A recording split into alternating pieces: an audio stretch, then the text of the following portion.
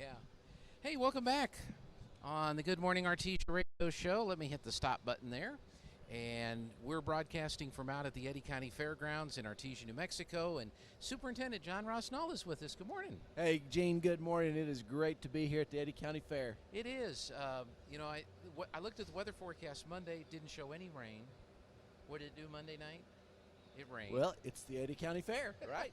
There has to be one day. There has to be, thankfully, a little relief every once in a while. That's right. But it has been kind of warm and kind of humid the last few days. But, they put a lot of work into these fairgrounds every year to get them all ready to go. And doesn't seem to be bothering anybody that's out here. No, the Eddy County Fair Board and the parents of these kids are some of the hardest working people that I know. I had the privilege of serving on the Eddy County Fair Board for a few years while my kids were showing, and just learned a lot about how this fair operates and just the behind the scenes that takes place to get ready for these experiences for these kids and their families. And of course, our family has a lot of really good memories at the Eddy County Fair, and thankful for all of the relationships that we build and just the support of our community. Of these exhibitors and especially going through the cell ring on Saturday evening. Yep. This weekend. That'll be a little different Saturday night instead of Saturday morning. I understand. Yeah. So we'll be good. Your dad was here last night. He's been here multiple times. He was correcting my English. No way. Surely not. No, we were having fun. I was telling him a story about in my early days of radio where I actually did make a grammatical mistake on the radio. And a little old retired English teacher came down to the radio station to chew me out. So I've never forgotten that mistake. So we'll get that squared away. Well, let's get into probably the number one topic that you've probably been asked about. The Public Education Department came out with their guidelines for what schools across the state will have to do in order to have kids in school. So tell us what your understanding of what these guidelines are going to be this fall.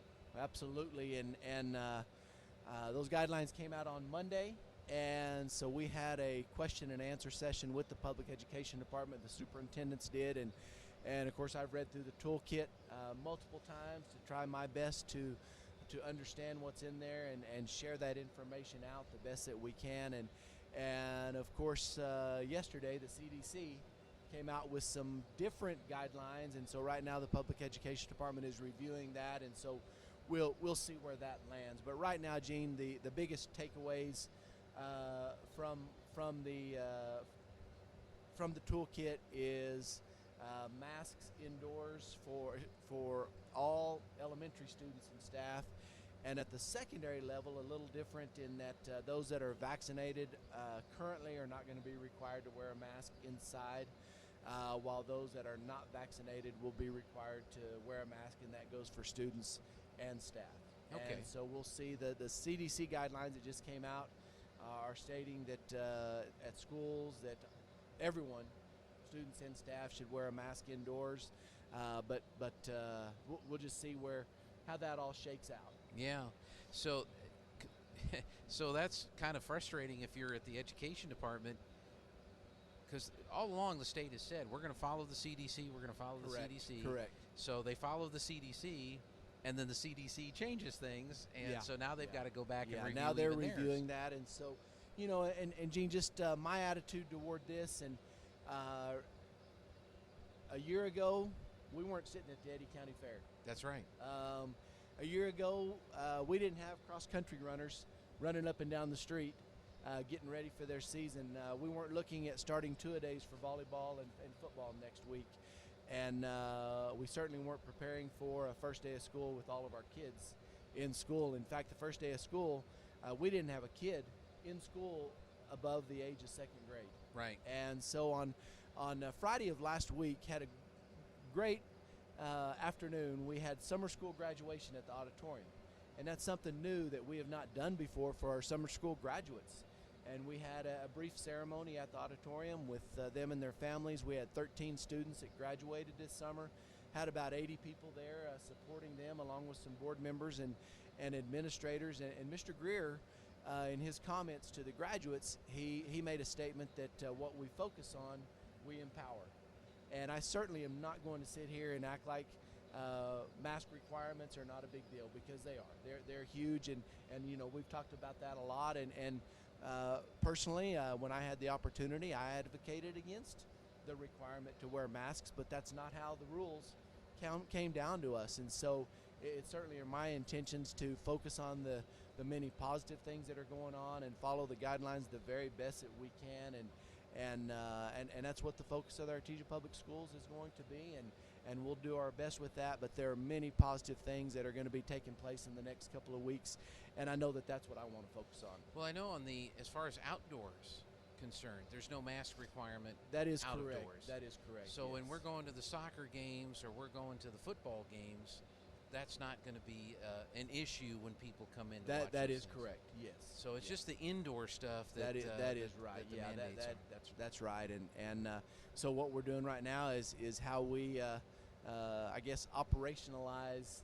those indoor spaces for students and for staff and for our visitors as they come in, and because the opportunity to have visitors, to have parents in our schools, to have open houses, those kinds of things, those are at the district's discretion, and it certainly are our intentions to get back to doing those things that are so important to having a successful school year.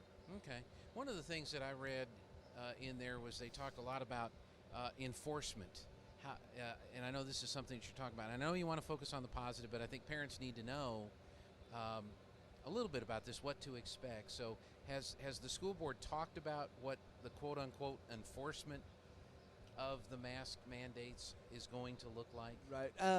As a school board, we have not had a meeting since these regulations came out, and so we'll look at that as an administrative process. And Danny Parker and I did meet with our secondary principals yesterday to start talking through that, and we certainly want to handle it as discreetly and as low-key as we possibly can, and not make a big issue out of consequences. But really the bottom line is, with the current guidelines, those students that have not shown proof of vaccination are going to have to wear a mask. And so we ask that they comply with that families are supportive of that. And I know for some it's not going to be an easy thing, but that is where we're at, and those students that are not following that rule, will remind them to do that. Okay. And when you read the toolkit, it talks about forcing students to go to remote learning and those kinds of things. See, we certainly do not want to get to that point. We just Right. want to be able to give reminders and have those students comply with those rules. Sure. And go on down the road. What do they suggest in the way, because I know there's a fine line between being able to ask somebody personal medical information and then requiring them to tell you personal medical information. How is that being talked about, or how's that being addressed?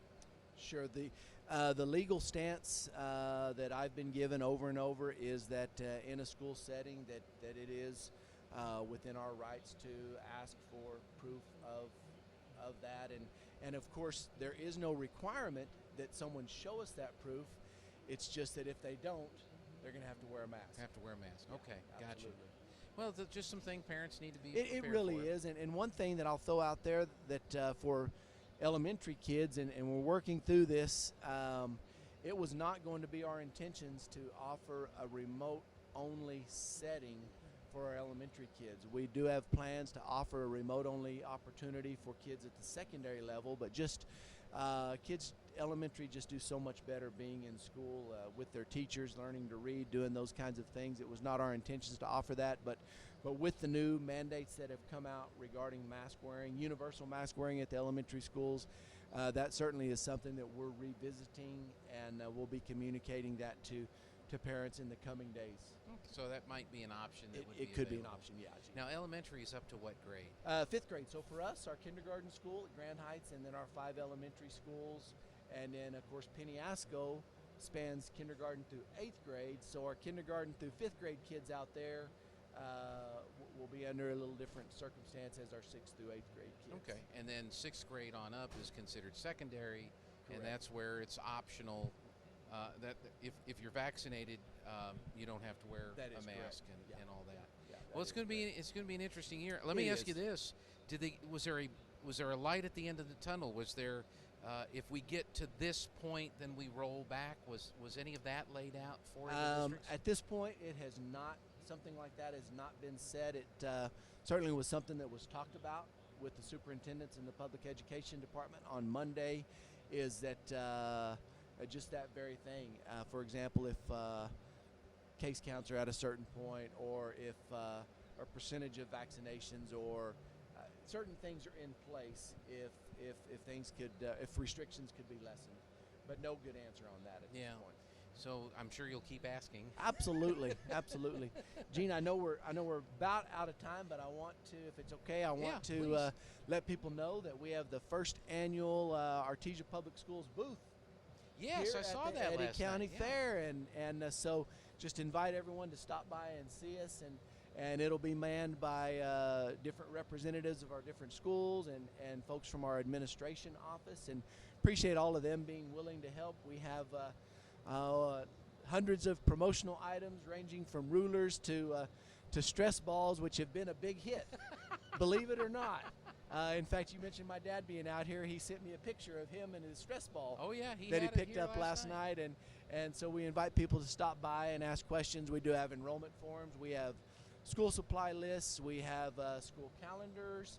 And also we have some drawings that people can enter for the cheerleader t-shirts for this year, and Bulldog caps, backpack full of supplies, and also one of the orange Artesia Bulldogs flags that you see flying at businesses and at our schools on game days. Game days. That is fantastic. I did see that last night, and that's really neat that you guys are out here. Yeah, I'm excited to get out here. It got busy as soon as that exhibit building opened up yesterday afternoon. It got really busy, and it was great to see all the people, really positive atmosphere, and so we're excited to be a part of things. Well, thank you so much for coming out and talking with us. I know you're going to get asked probably the same question a lot over the next few days, but that's okay. But you're going to try to help people as much as possible, and we're going to work through this, and we're going to get through it. I know there's a lot of frustration over having to show papers and all this other kind of stuff. Yes, and I realize that. But you said it best. We're in school. We're having our extracurricular activities. That's a good thing. Absolutely, and that's what we're going to focus on. So all right. Thanks for having me, Gene. Appreciate it. Appreciate it. Hey, we're going to go to townhall.com for some news, and then we'll be back on the other side. Don't go away.